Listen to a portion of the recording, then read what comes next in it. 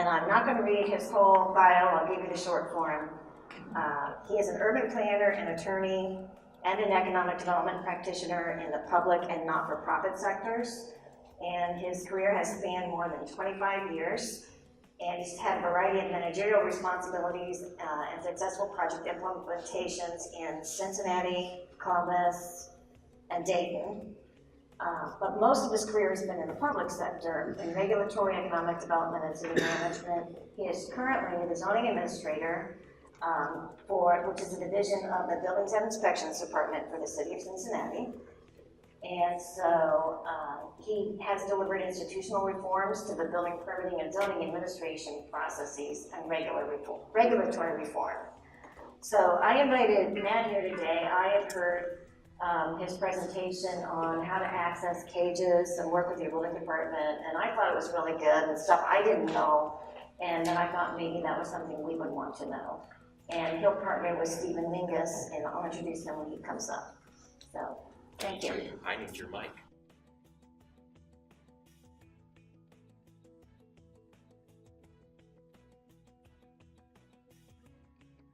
So, I did this, I had to visit Clifton Town meeting about a week ago, and I just kind of walked in cold and was basically a machine gun with 10,000 questions about da-da-da-da-da-da-da. And it was kind of, what do we do, how do we do it, I don't understand, I don't remember, whatever. So I basically, after I listened to about 5 minutes of Q&A about what I was possibly going to talk about for the next hour, I basically said, okay, there's basically one simple rule in dealing with commercial property and the physical changes to it, which is basically, if you're changing anything on the property, you're likely going to visit my department. It is truly that simple. If you want to change the use, if you want to rebuild the sign, if you're going to be doing interior remodeling, if you're changing a system as a part of the building, there is really nothing that's going to be constructed on the property that doesn't come to the building and zoning department, period. And I hate to say it like that, but it is really that simple. So when you, as citizens and staff, start hearing, I want to change, stop. And the second piece is, our staff wants to be your resource. We don't want you guessing at what the city will say. We would rather have you know how to route them and where to get into the right cues and right portions of the city. It is not really your job. Your job is to support your neighborhood, to cheerlead, to fill the spaces, to get the development flowing, the people on the streets, the property sold, and people doing their daily business well. What your job is to know where the Rolodex is, not to answer the question.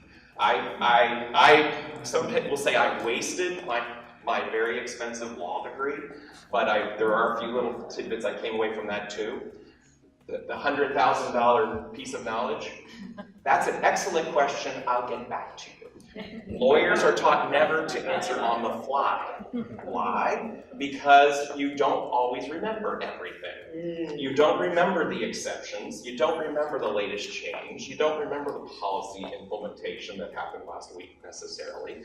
And so, again, if I have to know it every day, you touch it tangentially, why should we expect you all to have it in your head, all the nuances and the arcane pieces of what ifs that exist in all of our laws and regulatory processes? So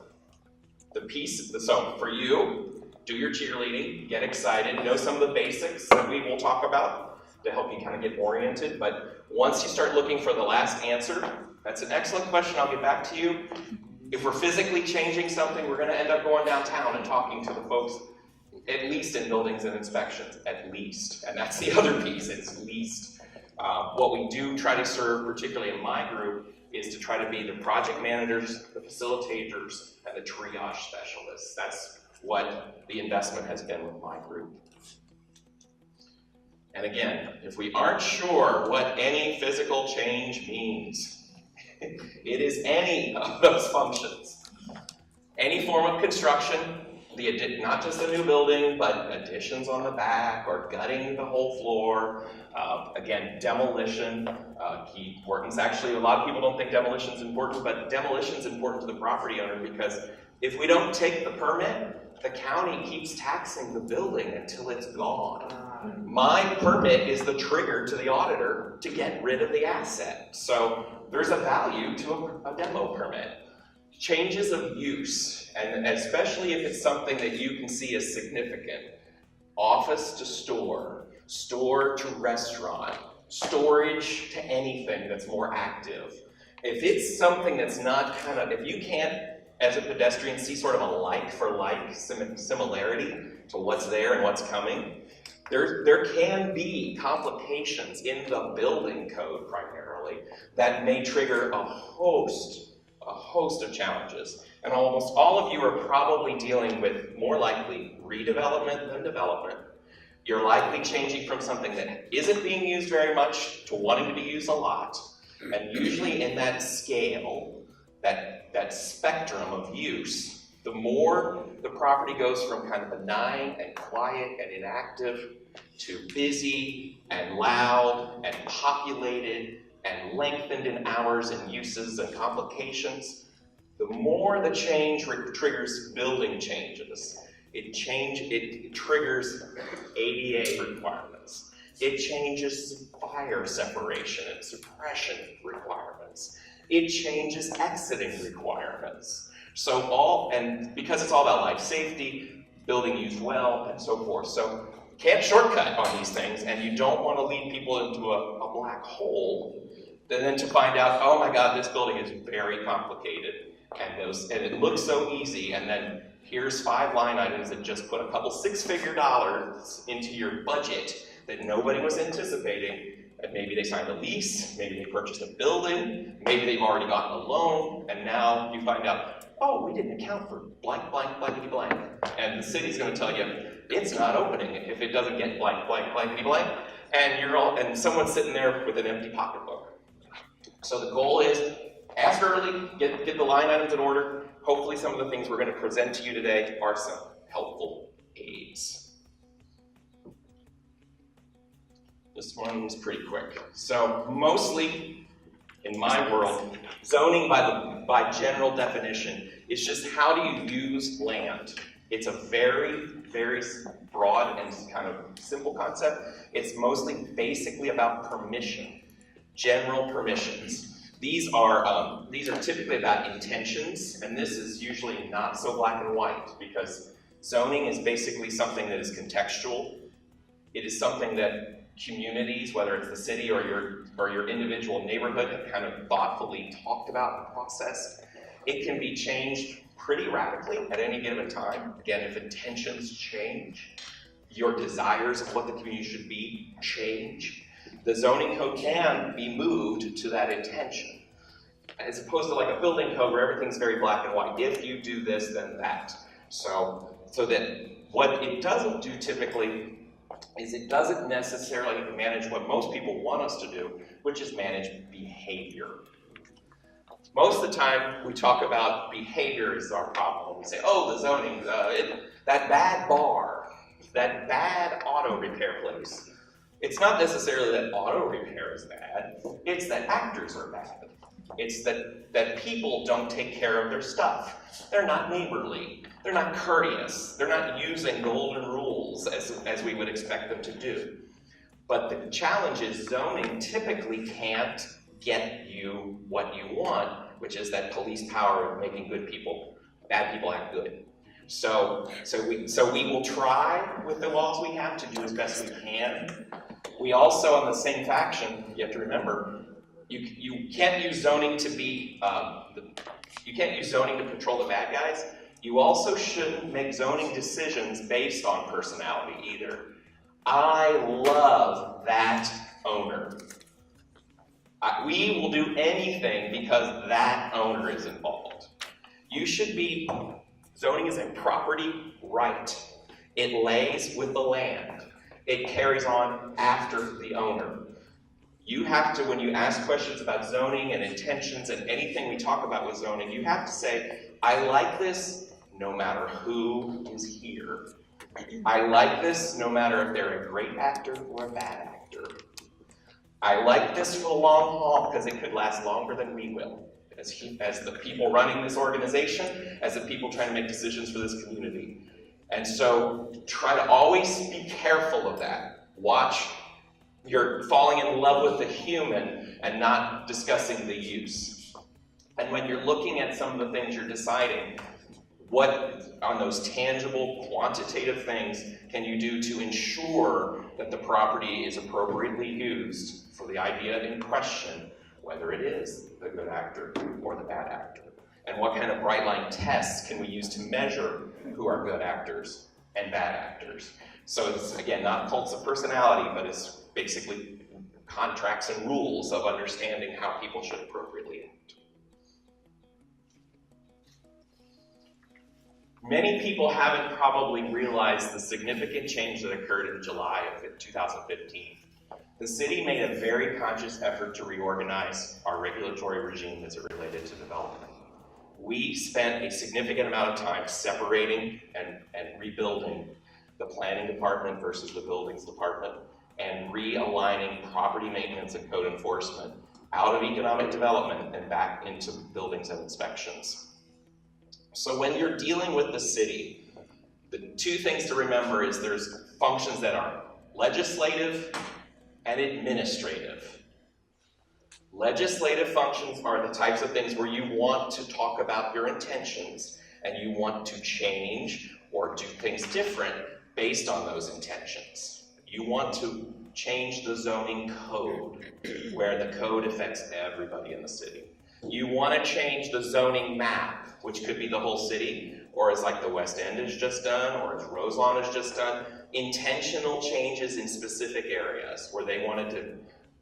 The West End just changed a big chunk of general manufacturing into urban mixed. They had an intention. They knew that the general industrial was a host of bad actions. It was not conducive to some of the people who were wanting to spend money. Quite frankly, they had a lot of older building stock that people wanted to use residentially, and the code said no. And not only did the code say no, the banks said no. The banks said, we don't finance prohibited zoning uses. We're not going to spend money rehabbing that 4-story walk up into 3 apartments and a retail use on the bottom because the money is made on the residential and the residential is prohibited. So that community, through intention, went through the city and got the zoning code amended. So anything that is done that is legislative in nature, you speak to the city planning department. You want your neighborhood plans changed, you want zoning code text amendments made, you want zoning map amendments made. You work with Catherine Keogh-Jers and her department to get that done, to get that organized, to get those hearings organized, to go through now the major projects and economic development committee, and ultimately ship it to city council, get it done. What you do if you're dealing with the property day in and day out, the administrative functions, the permitting, the variances, the how do I interpret a specific property with a specific question, you come through our department. So the day-to-day interpretation of the law, how it applies to a specific piece, and how we get a project through. Again, if it's very micro and it's very much tangible to the place, that's our group and our division in buildings and inspections.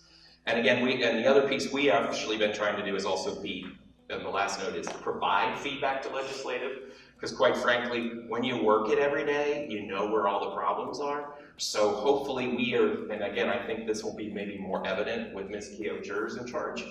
I think we will start to talk about where the gears don't mesh and the words don't work and where I give away too many variances, so why is it a law if we ignore it every day? Because again, in appropriate administration, you don't overlook law when it's there. You don't pick and choose your friends and say, I love you, I don't care about the law. I hate you, I'm going to enforce the law. Nobody thinks that's fair. Nobody thinks that's just. And quite frankly, it's not protecting you as it should. If we don't like the law, we change the law. We don't ignore the law for our friends. So, Moving on, zoning administration is one of 3 divisions in our department. Basically, we serve as equals. My group is a very small group of our 100-odd people in the building. We have about 8. But the other parts of the general building inspection group and the PMC group. In PMC being the property maintenance code enforcement inspectors. Basically, we're, again, about 1/3 of our employees are building buildings, 1/3 of our building people are doing quality control, quality of life, property maintenance, and 1/3 of us are interpreting and or running the department. So that's basically how we operate. Again, as I just said, the 3 core functions are 1/3 of us interpret, mostly leading through my group, along with building plan examiners. 1/3 of them are watching the buildings go up, the stuff that actually got the permits, and making sure they comply with the permits. And then the aftermath and the day-to-day operations of nuisances and so forth are handled by the enforcement group, which is the enforcement. If you've not met managers, Eugene Lackey is now our man in charge of GBI. Excellent man, love him a lot. I think we're seeing great results. And in enforcement, that's still Ed Cunningham, who has been with that unit for a long time. So again, those are our 3 core groups. The thing that I would hope you all find when you work with me or my staff is that we are not the guys that are going to say no. We are the guys that are going to try to get you through to the yes. But as I said, we're going to look for solutions. We're going to attempt to get with you early before people spent money, signed contracts, done stupid things, gotten in a black hole. But we want to catch issues early, and we want to find reasonable solutions. We want to try to do it as best we can in the law. And if not, we're going to talk about where it's appropriate to be talking about waivers from law and how to get through those waivers. Again, I have a group of 8. Right now we have 4 plans examiners as well as myself. We purposely and intentionally hired a communication specialist for the department because nobody talked about the department or from the department or with the department. We never said anything proactively, and we usually didn't have our answer together when we asked about anything not proactively. We've used one of our staff as a business facilitator, and I'll talk about that in a second. And for those of you that deal with historic conservation, the whole historic unit is under our wing as well.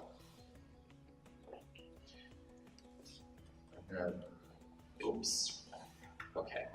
So again, our philosophy is when we know we're in redevelopment, it's all about change making. A lot of things didn't work right before. The law doesn't necessarily line up with the realities. A lot of times we're trying to make good decisions that are in between. Again, sometimes the goal is not always what we get in the middle, so how do we work those incremental changes to continuously improve our group? I will say, as in my years of administration, I have never been in a more supportive organization for change making. You can say what you want. I know we're having fun in our downtown, but I never would have thought the Titanic could have been turned so much in such a big organization. I normally work in small city governments, and I thought we were progressive. I was amazed how much we were allowed to move in the right direction. So that I will get off that soapbox very quickly. But I will tell you what we've done since we've restaffed, because if you remember, really there was no zoning staff for 10 years in the department. And so we really weren't covering the questions well. Mostly we had no ability to do customer service. So basically I have one person on the phone every day. They're normally answering 35 problems a day on the phone.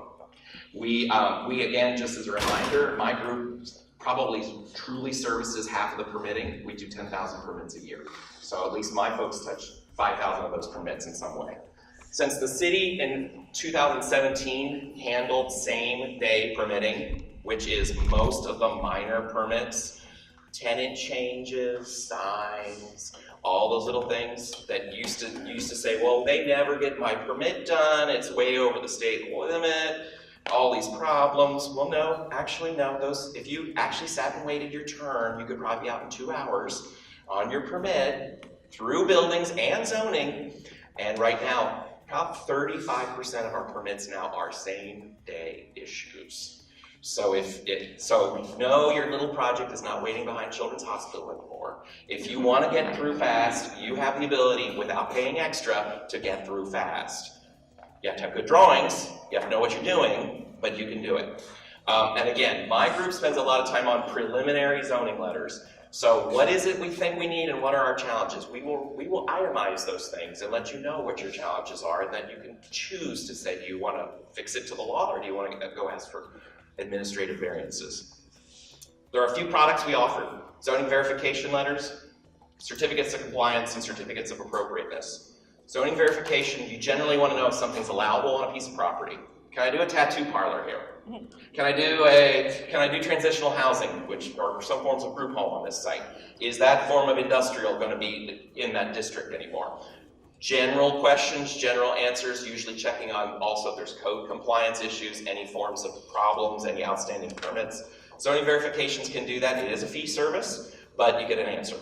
Certificates of compliance. I have a very specific idea and I'm relatively certain of what I'm going to do and how I'm going to do it. It may or may not even have a building component involved. Do I want a seal of approval from the city or a guarantee that what I'm doing is accurate and correct? Yes, we do those. We do those letters. We do those for people before they tear down the building and replace it so they don't destroy the asset and find out they can't have the answer on the other side. Again, we do that for some of those questionable uses that you're not certain if they always fit. And for basically $106, we can tell you it's certain, and if you did it in this way, it'd be perfect. See you later. Go sign the lease, go buy the building. Historic appropriateness, again, when you have those design review pieces where you're really wondering, is the right window the right way, is that door frame right, are those proportions right? We do those again as well. Again, we handle between urban conservator and the zoning staff, we handle 350 kinds of administrative hearings a year. So 5 people technically. So 70 cases per person we're running these things through either the zoning hearing examiner, which is most of the city, or again in the historic districts, the Historic Conservation Board. We also do courtesy inspections. This is kind of a new project. So you've got that old building, you got that tenant, you got that old warehouse that hasn't been anything, and it's going to be the best nightclub in the world. Courtesy inspections are bring your design professional, we'll bring our zoning guy who runs the project for us, we'll bring your building inspector from your neighborhood, we'll bring a plans examiner that will likely do the permit.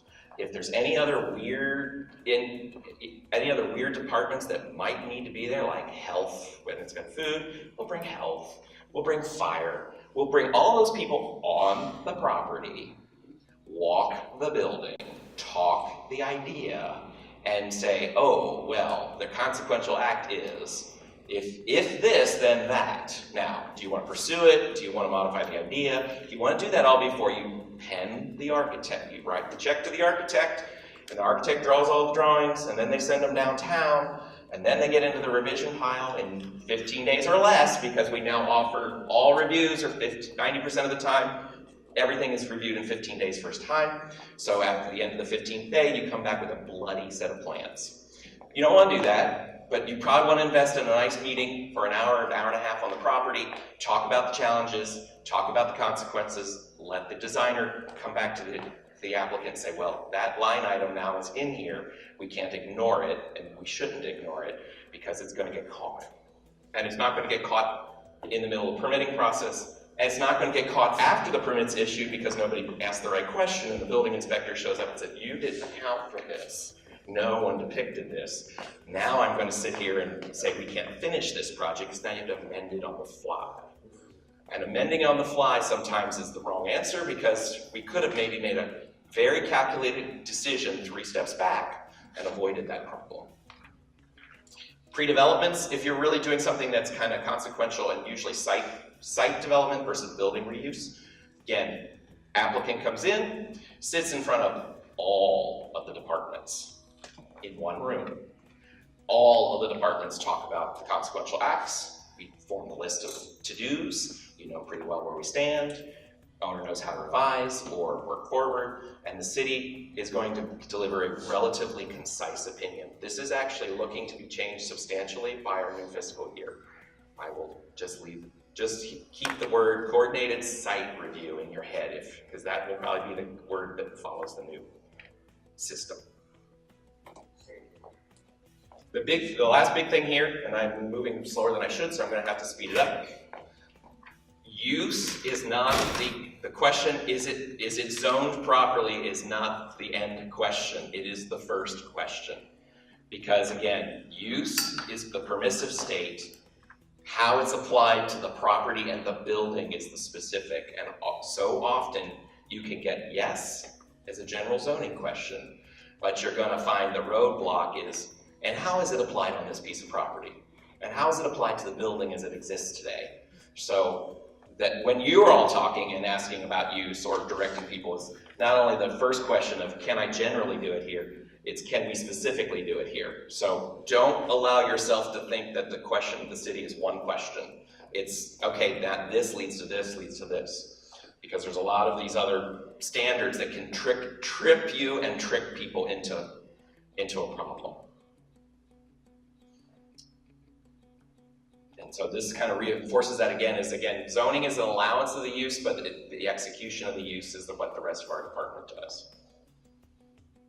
And again, verifying assumptions, working with us is the best way to do it. This is just a philosophy statement. I know my director will let me say it time and time again. We are not here to say no. We're here to say this is the way that it can work. So don't be afraid of us. It's better to ask and let us be your Sherpa through the trip, as opposed to being the guy that plants the landmines on the trail. Again, if you touch our zoning code and the Muni code, if you type Muni code Cincinnati, that's usually how you get to our municipal code. Again, just as a trigger, unless you are Walnut Hills, College Hill, Madisonville, or Westwood, and are looking at working in those business districts, ignore Chapter 17. Just ignore it. Chapter 14 is where everyone else works. Chapter 17 is form-based code, very limited area, really only their business districts. If you're not touching them, I would say ignore it. You'll be happy for it. But I know sometimes when people come to me, they say, well, in Chapter 17, no. Everyone else lives in 14. So unless you're for special neighborhoods. A couple things when you're dealing with us in the administrative and variancing capacities. This is really important because I think a lot of you have to try to decide what to pay attention to and how important it is. So in the world of variancing, there are degrees. The degree of the request is based on the type of variance it is, which are the list up here. And the degree of how hard it should be to get to it increases on each one of these.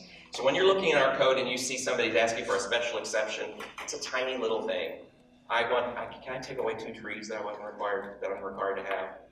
It's really little minutia pieces. Variances, when you see the word variance, usually it's dimensions or numbers.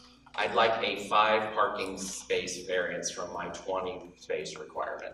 I would like a 3-foot setback variance from my 15-foot setback requirement. It's usually very dimensional, very quantitative, and usually pretty.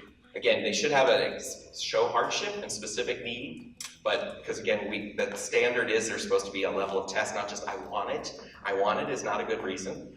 We aren't kindergartners, so we're not handing out lollipops. If people don't want to do the law, there has to be a good reason why the law shouldn't apply to them, and they should make that case. You're welcome to help make that case. You're welcome to show and champion good reasons, and there are a lot of times are very good reasons. But it's not just, because I really want it and be really nice is not really the standard for variances. Conditional uses are when something can be a nuisance, and we should ponder the nuisance and understand the possibilities of nuisance and ask the question, have we used good development, physical development and operational rules to make it as not nuisance as possible? The best example, typically most neighborhoods have our outdoor areas and the patios, because patios, if it's too big, you have to go ask.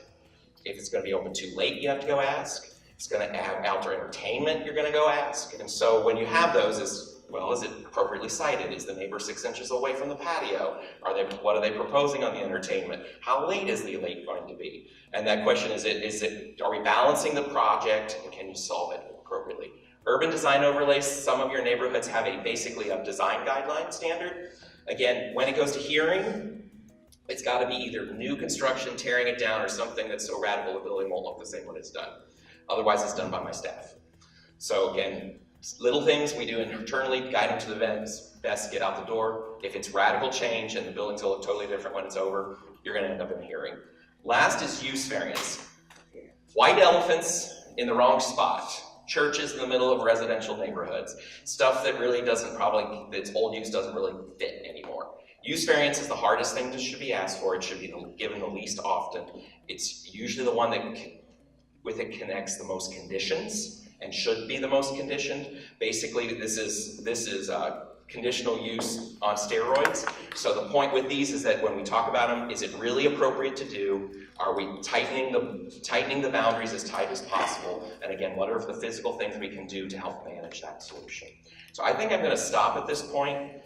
Let Stephen take on some stuff. I think his let's get there. I think when we talk about using the property, some of the other stuff we can talk about, and we've got a couple case examples.